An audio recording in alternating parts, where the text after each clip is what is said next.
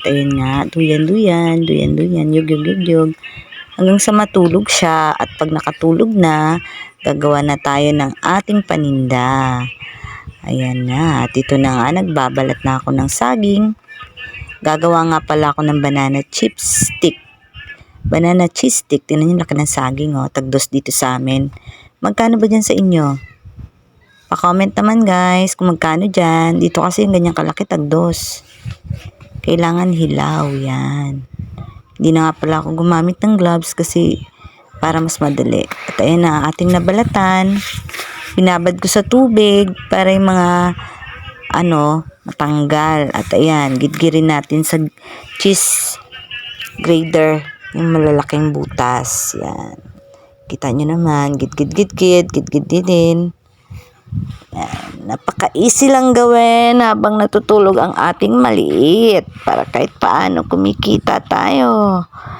Yan lang guys. Mga inay, ayan lang ating gagawin mga inay. Para meron din tayong pinagkikitaan kahit na nasa bahay lang mga inay. At ayan na mga inay, nag-alalay nga pala ako ng kahoy sa aking uling. At ayan na, niluto ko na. Luto na, nilagyan ko na ng cheese. At ayan, may cheese na siya. Magbabalot na tayo niyan mga inay. Ayan, nagbabalot-balot na. Cut nga pala yan kasi nagising din siya. At pagbabalik niya tulog, nagbalot na ako niyan. Kamagulo, nagbo-voice over cut tayo eh. Yan. Ganyan lang mga inay ang ating gagawin. Tingnan mo, sino yan? Si mama yan, di ba? Oh, nagbabalot si mama ng cheese stick. Balutin natin yan. Tag 5 piso. Yan na, nabalot ko na. At ayan, nabalot ko na. Magsasarado naman tayo gamit ang kandila.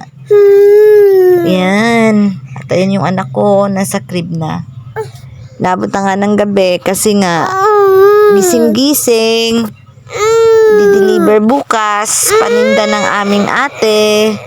Yan, nakikiagaw ng cellphone. Ayun si Papa. Tuka kay Papa. Yan, nagbabalot tayo. Ayan na mga inay. Ganyan lang inay ang gagawin natin. Yan. Balutin. At ayun ang aking mga anak. Pa-smile pa ako. Smile pa ako.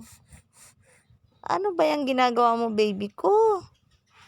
Gulo-gulo naman ito eh. Nagbo-voice over ako eh.